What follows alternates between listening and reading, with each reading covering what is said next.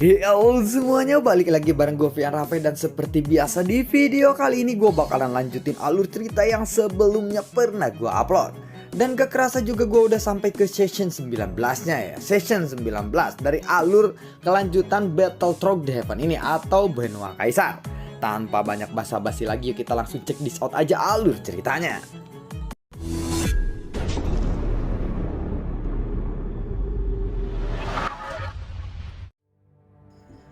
Di episode sebelumnya, Xiaoyan saat ini meninggalkan Pulau 10.000 Iblis.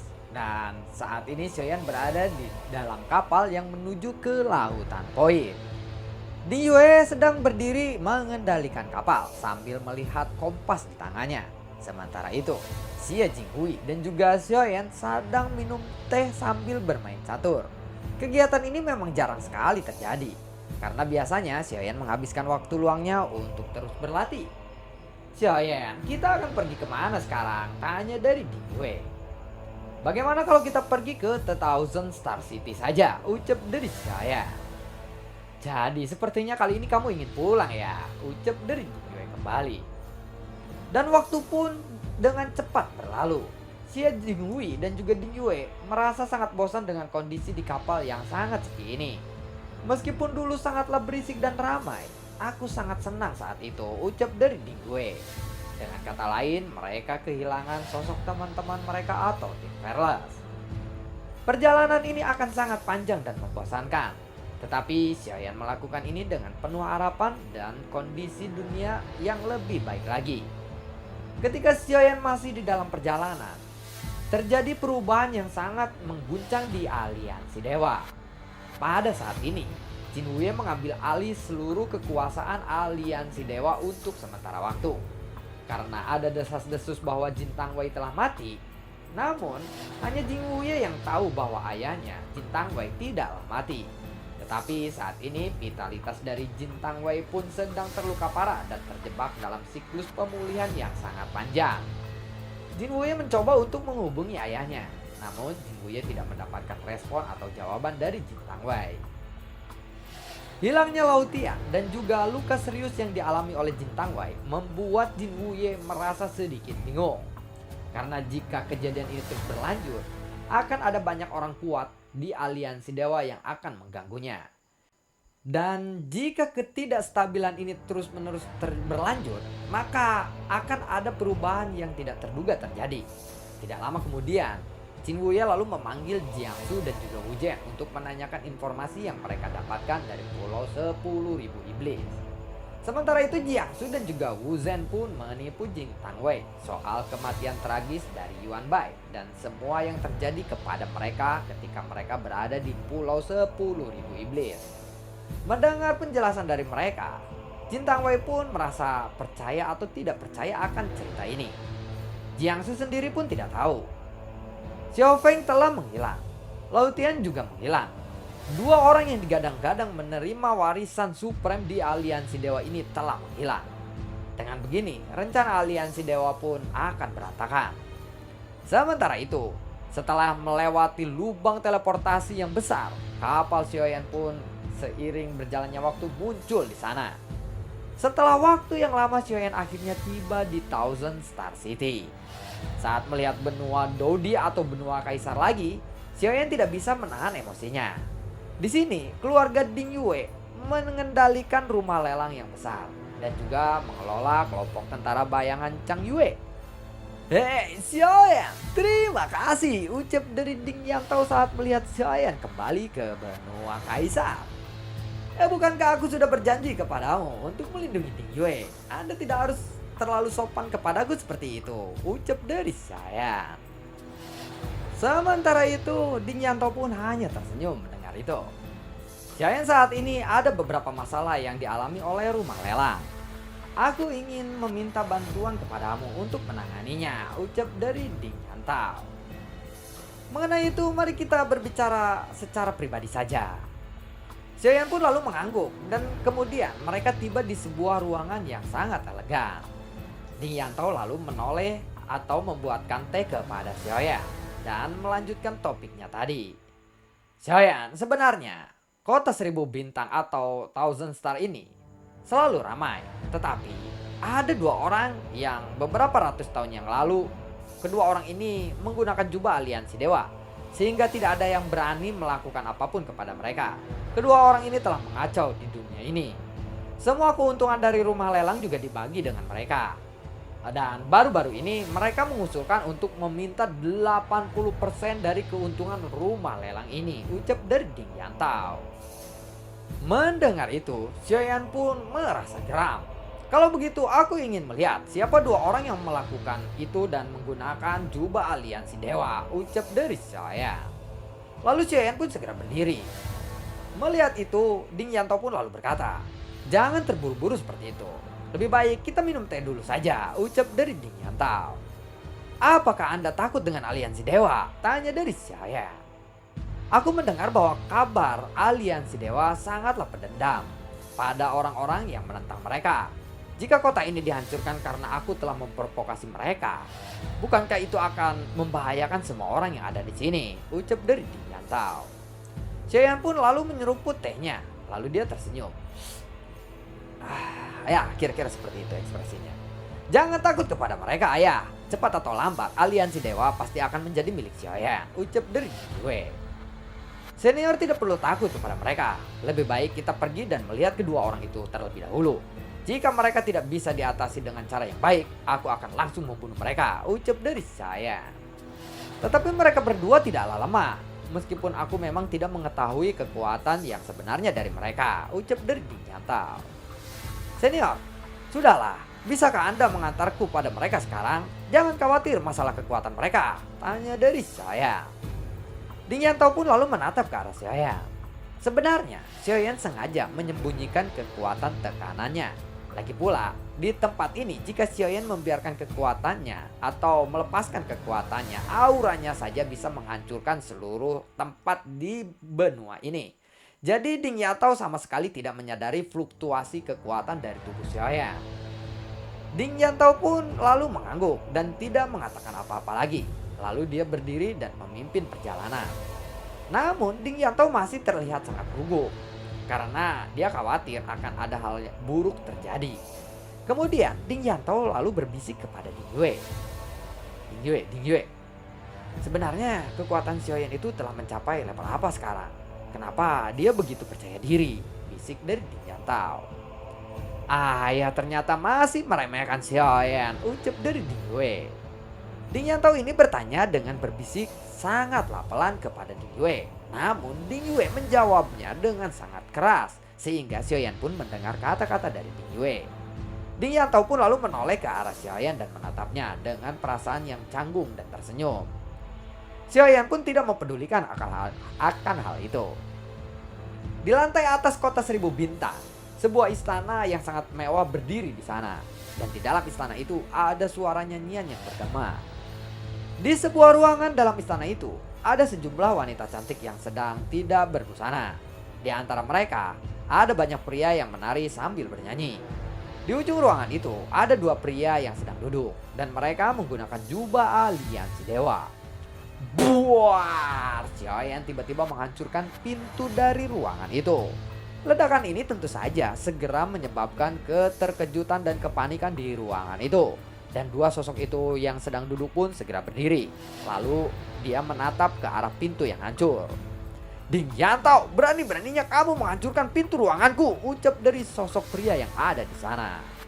Saat melihat kedua pria itu bergegas mendekat, Ding Yue lalu maju satu langkah dan siap untuk menyerang mereka. Tetapi kali ini Xiaoyan menahan Ding Yue dan Ding Yue pun perlahan mundur ke belakang Xiaoyan. Bus! Xiaoyan tidak melakukan gerakan apapun saat ini. Tetapi dia hanya memancarkan tekanannya saja sebanyak 10% saja. Memancarkan aura yang sebenarnya dari Xiaoyan. Seluruh kekuatan Xiaoyan yang hanya 10%-nya saja.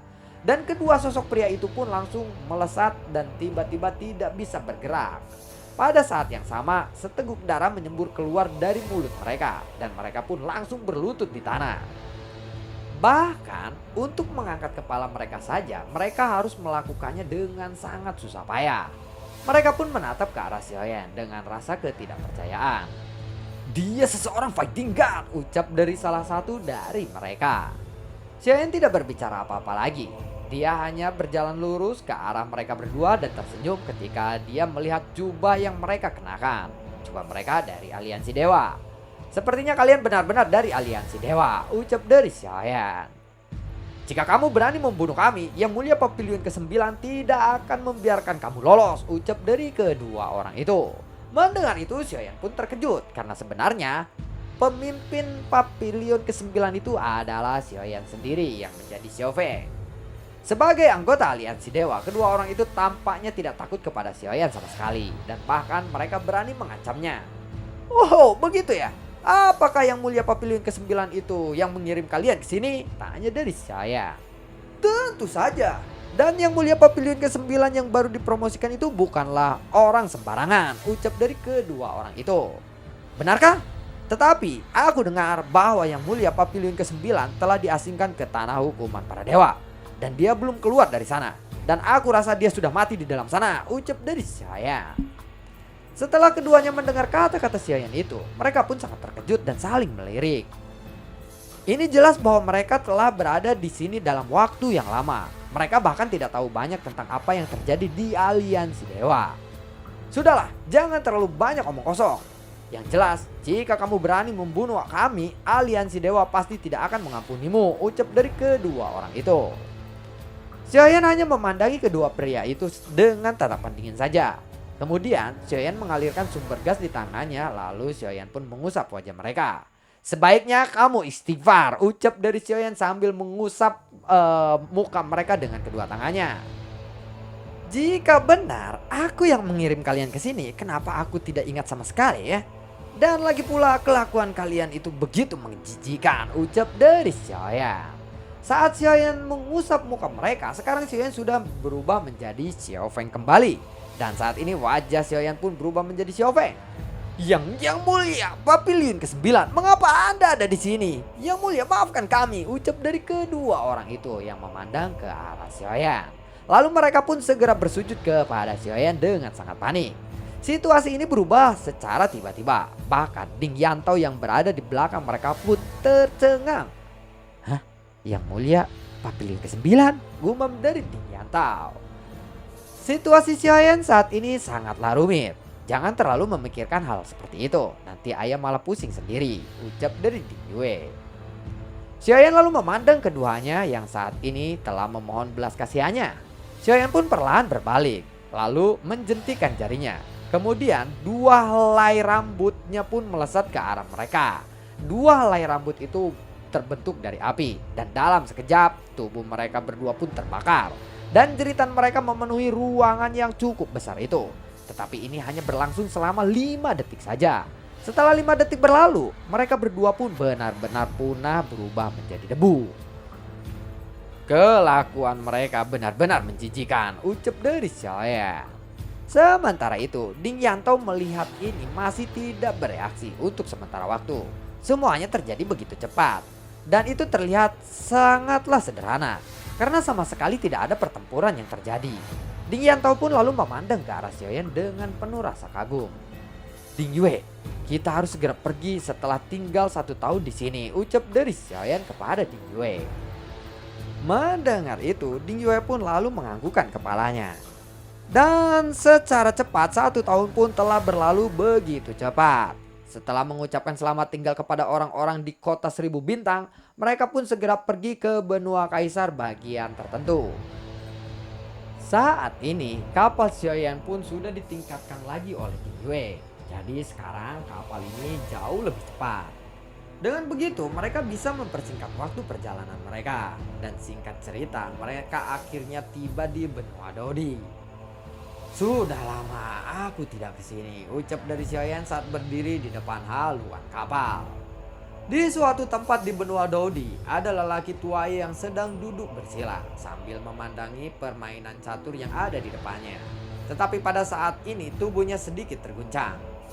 Aura ini, aku merasa akrab dengan aura ini. Apakah bocah itu telah kembali? Ucap dari pria tua itu. Detik-detik berikutnya, dia pun segera melesat ke udara dan melihat ada sebuah kapal yang besar. Lalu lelaki tua itu pun tersenyum.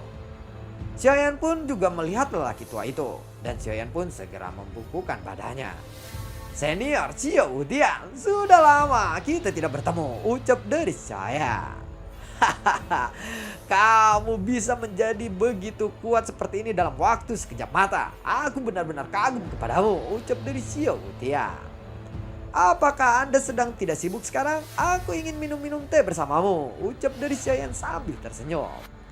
Aku sedang tidak sibuk, tetapi sebaiknya kamu temui dulu keluargamu.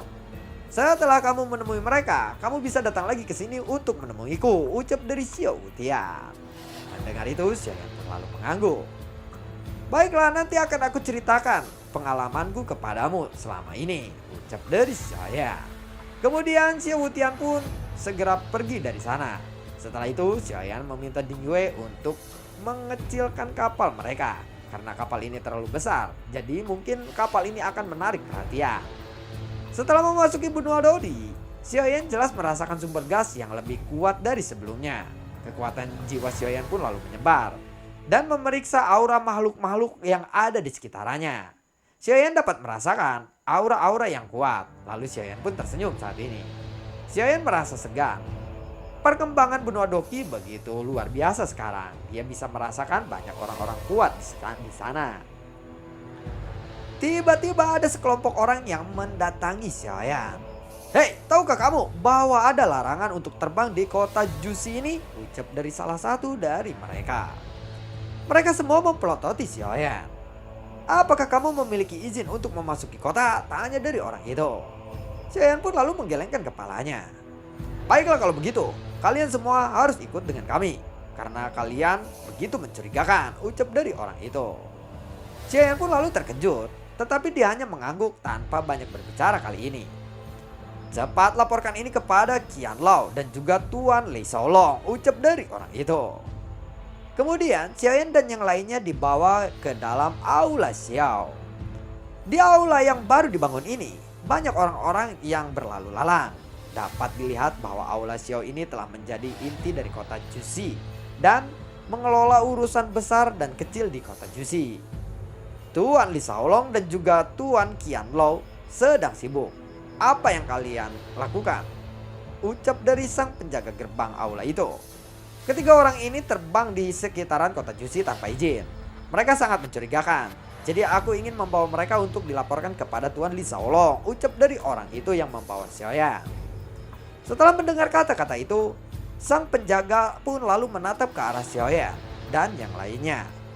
Hei, sepertinya aku pernah melihat kalian, ucap dari sang penjaga gerbang aula itu. Oh, benarkah? Sepertinya aku juga sangat mirip dengan patung yang ada di sebelah sana, ucap dari Xiaoyan sambil tersenyum dan menoleh ke arah samping memandangi patung seperti dirinya. Di aula Xiao ada sebuah patung besar dan patung ini memang patung Xiaoyan. Setelah mendengar itu, semua orang pun langsung melihat ke arah patung itu, lalu melihat kembali ke arah Xiaoyan. Mereka seolah-olah memastikan bahwa loh kok mirip sama patungnya gitu doang. Balik lagi lihat patung, lihat Xiaoyan lagi gitu. Tuan, benar-benar aku meminta maaf. Aku benar-benar tidak tahu, ucap dari semua orang yang langsung berlutut kepada Xiaoyan.